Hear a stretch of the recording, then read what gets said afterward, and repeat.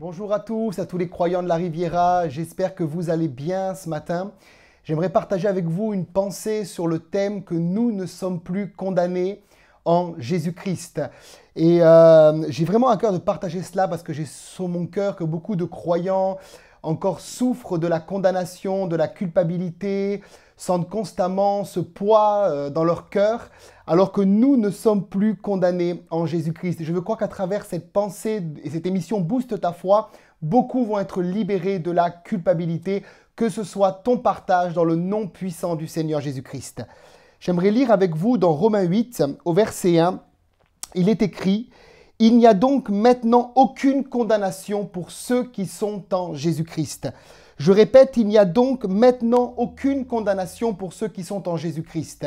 Il est clair dans ce texte que le croyant n'est plus condamné, puisqu'il est dit, il n'y a donc maintenant plus aucune condamnation pour ceux qui sont en Jésus. Il n'est pas dit que ça concerne le ciel, il n'est pas dit que ça concerne l'avenir, mais il est dit que ça concerne le temps présent. Et j'aime le mot maintenant. Si tu as donné ta vie à Jésus, si tu appartiens au Seigneur, si tu es un enfant de Dieu, tu peux t'approprier cette promesse et la déclarer là où tu es. Je ne suis plus condamné maintenant, je suis justifié maintenant. Alléluia. On va continuer à lire ensemble.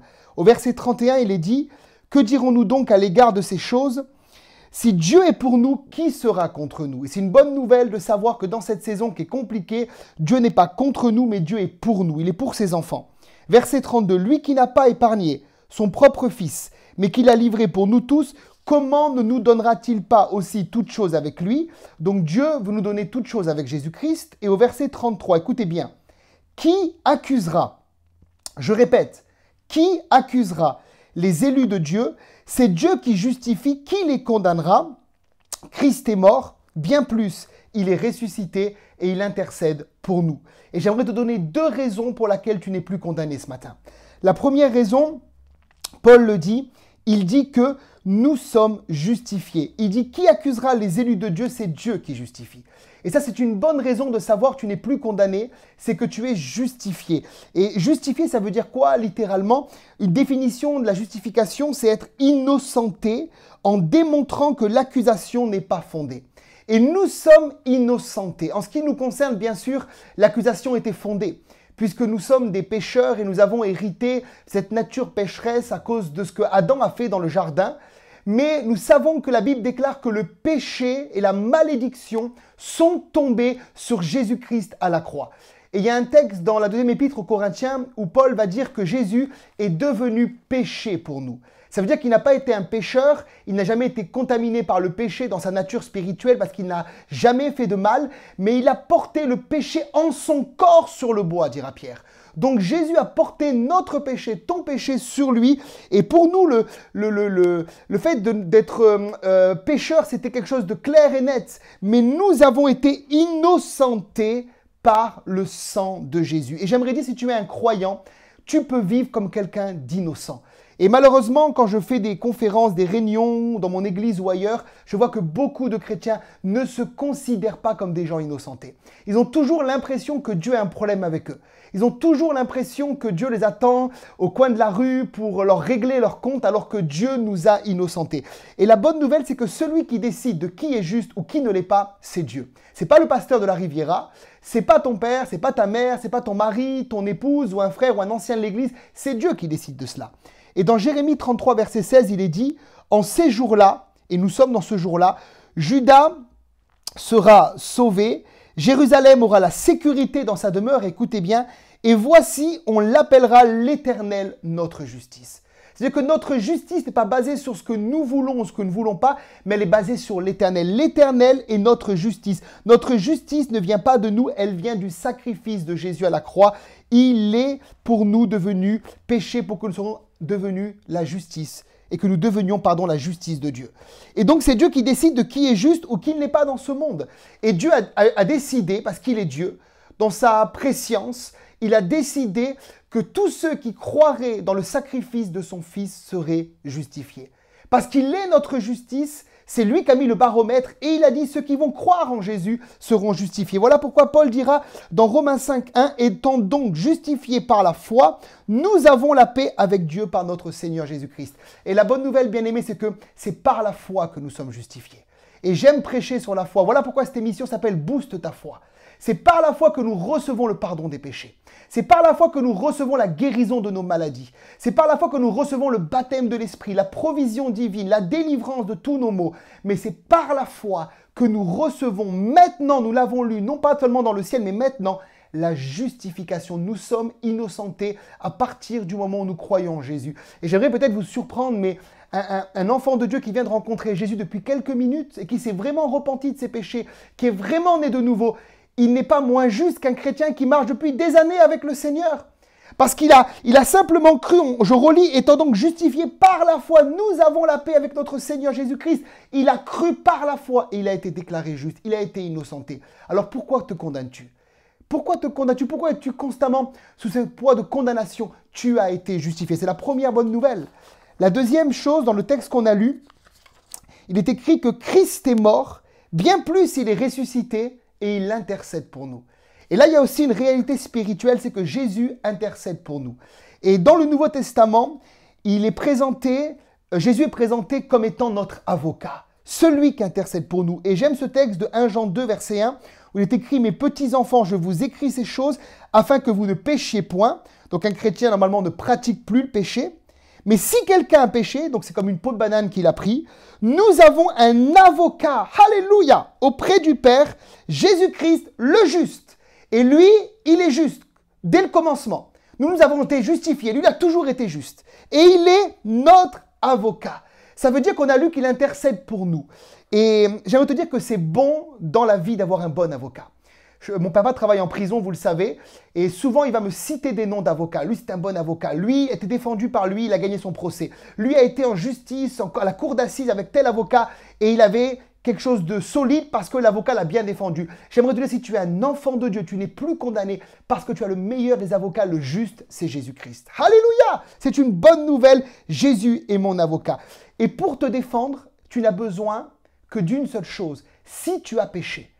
Il n'est pas dit que le chrétien pratique le péché. Il est dit qu'il prend une peau de banane. Je relis. Il dit, si quelqu'un a péché, ça peut être une erreur que tu as faite, une colère, une amertume, une pensée que tu as laissée en toi grandir, peut-être un mensonge qui est sorti. Si ça t'est arrivé, ne reste pas condamné. Tu es justifié, premièrement. Mais si tu as fait une erreur, Satan va travailler dans ta conscience en te disant, tu vois, tu es chrétien, mais tu n'es pas parfait. Oui, je le sais, répond-lui, mais j'ai un avocat. Et si j'ai péché, alors, dans 1 Jean 1, verset 9, il dit « Si nous confessons nos péchés, Dieu est fidèle et juste pour nous pardonner et nous purifier de toute iniquité. » C'est-à-dire que pour que notre avocat puisse nous défendre, nous avons besoin d'être humbles et de reconnaître encore nos erreurs.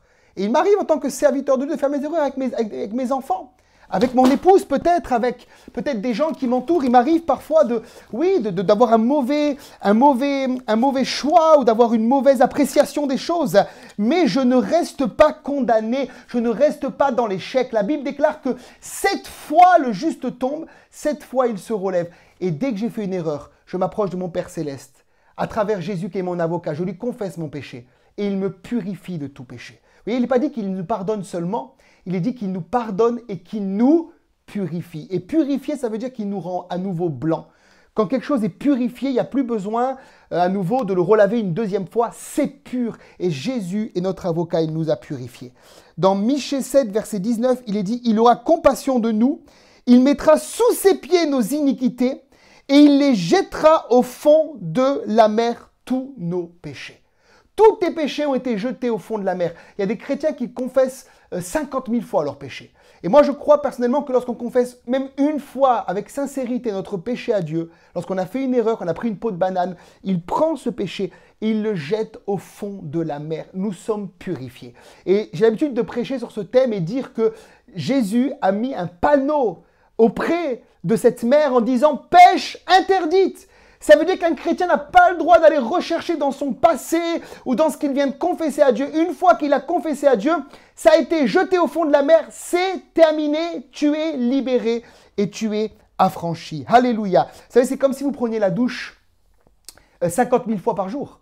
Il y a des chrétiens comme ça, ils demandent 40 fois pardon pour leur péché et le péché qu'ils ont commis il y a 50 ans. Mais mon frère, ma sœur, si tu as pris la douche, tu es propre. Alléluia. Et puis, si tu es vraiment sale, t'en prends une deuxième fois dans la journée, en fin de journée peut-être.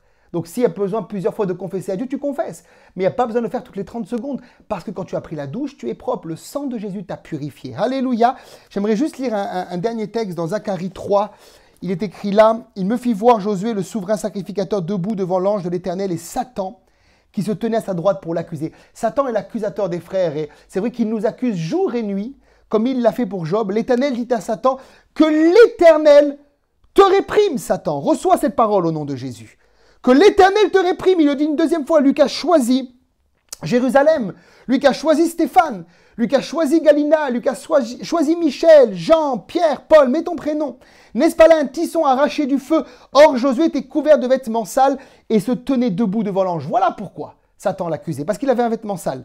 Mais l'ange prenant la parole dit à ceux qui étaient devant lui, ôtez-lui, notre justice vient de Dieu. C'est ce que Jésus a fait pour nous à la croix, les vêtements sales. Puis il dit à Josué, voici. C'est ça la justification. Je t'enlève ton iniquité, je te revêts d'habits de fête, je dis qu'on mette sur sa tête un turban pur, et ils mirent un turban pur sur sa tête, ils lui mirent des vêtements, l'ange de l'Éternel était là.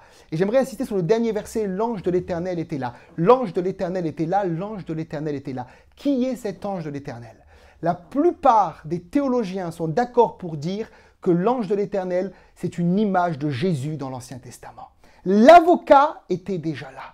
L'avocat était là. C'est une préfiguration de notre avocat. Il était là pour défendre la cause de Josué. Satan t'accuse. Tu as fait des erreurs. Tu es un jeune croyant. Dans mon esprit, je sens ça. Tu fais encore des erreurs et tu as du mal. Tu mets 48 heures à croire que tu es pardonné. À partir du moment où tu as confessé ton péché, ton avocat est là. Et comme pour Josué, il va enlever ton vêtement sale. Il va te mettre un habit de fête. Il va mettre un turban pur sur ta tête et des vêtements propre, comme le père l'a fait pour le fils prodigue. Il lui fait aucun reproche. Il lui met la bague, il lui met le vêtement, il lui met le soulier au pied. Vous savez, les reproches viennent des gens religieux. Et les églises sont remplies de gens religieux qui se croient au-dessus de Dieu. Peut-être même certains vont être en colère en écoutant ce message. Ils disent, mais c'est tellement simple ce que tu prêches. Mais c'est ça l'évangile. On ne prêche pas un évangile compliqué. Paul dira aux Galates, qui vous a éloigné du véritable évangile? Pour vous ramener sous la loi, sous des principes, sous des choses qui finalement nous font déchoir, ou nous amènent à être déchus plutôt, littéralement, ce que dira Paul aux Galates, de la grâce. Ils ont été déchus parce que quelque part, ils se sont séparés, coupés de la simplicité de l'évangile, de l'amour de Dieu et surtout du sacrifice de Jésus. Que ce ne soit pas ton cas dans le nom de Jésus. Reste dans la foi par rapport à ta justification et par rapport au fait que tu n'es plus accusé. Voilà pourquoi je peux parfois faire des erreurs, confesser mon péché et servir Dieu dans la journée. Parce que je crois qu'à partir du moment où je confesse, le sang de Jésus me purifie de tout péché. Et si Satan vient pour m'accuser, je lui dis, comme Jésus l'a fait dans le désert, il est écrit, il est écrit, il est écrit. Il est écrit qu'il n'y a plus aucune condamnation maintenant pour ceux qui sont en Jésus. Et à l'instant même, cette petite voix qui travaille dans ton subconscient s'arrête. Et je déclare qu'elle s'arrête ce matin sur ta vie dans le nom de Jésus.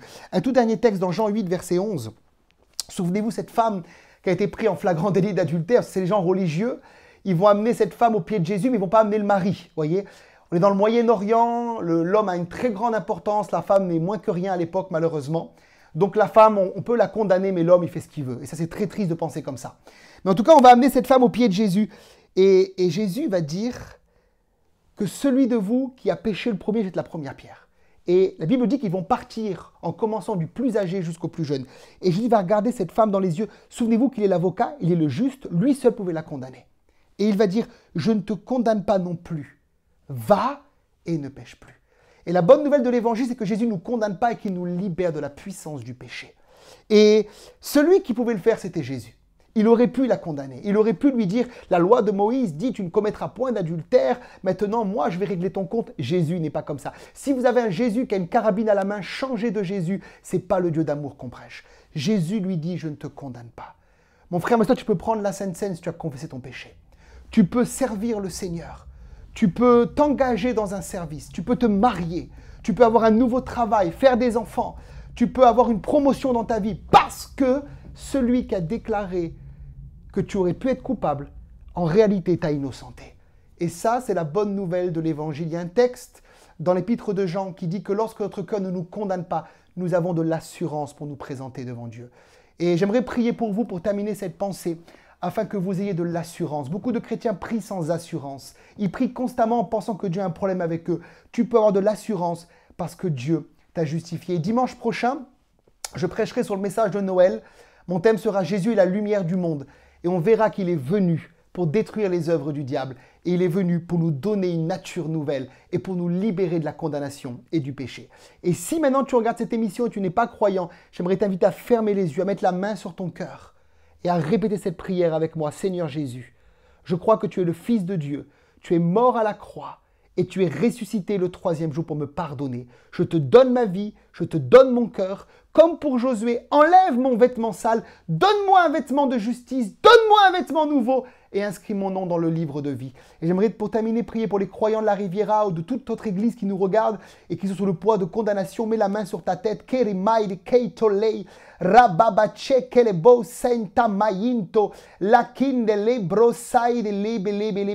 Seigneur veut parler à une femme qui nous regarde ce matin.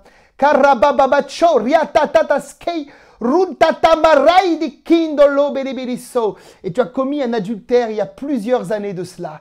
Et tu ne l'as jamais confessé à un serviteur de Dieu, ni confessé à un croyant. Et tu as encore sur toi le poids de cette condamnation. Et le Seigneur te dit ce matin, ma fille, je t'ai justifiée. Et je veux maintenant, pendant que tu regardes cette émission, que tu abandonnes ce péché devant moi, que tu abandonnes cette culpabilité devant moi. Et je veux t'en libérer par la parole de mon serviteur. Je t'en libère maintenant, te dit le Seigneur qui t'aime. Tu peux repartir et te regarder droit dans les yeux dans un miroir, sachant que le péché que tu as commis il y a des années n'est plus sur ta conscience. Sois libre, te dit maintenant le Seigneur qui t'aime. Et je prie, Père, pour tous ceux qui nous regardent maintenant avec ces chaînes de condamnation, de culpabilité, d'accusation, d'esprit religieux, de légalisme, de pharisianisme. Père, tu les libères au nom de Jésus. Et que la joie du salut, qui est notre force, revienne dans leur vie en ces temps de fin d'année, en ces temps de fête de Noël, que Seigneur, nous puissions nous réjouir parce qu'un sauveur nous est né et ce sauveur, son nom est Jésus et il est notre avocat. Soyez bénis, on se retrouve ce soir à 19h30 sur notre chaîne YouTube pour notre live et surtout, ne ratez pas dimanche à 9h en live. Je crois que les places sont déjà toutes prises, mais vérifiez s'il y a une annulation ou quoi. Mais pour ceux qui ne sont pas en présentiel, rendez-vous à 9h pour notre culte de Noël. Jésus est la lumière du monde. Soyez heureux, passez une bonne journée et dites-vous, comme Paul dit aux Romains chapitre 8, Dieu n'est pas contre nous, mais il est pour nous. À bientôt dans l'émission Booste ta foi.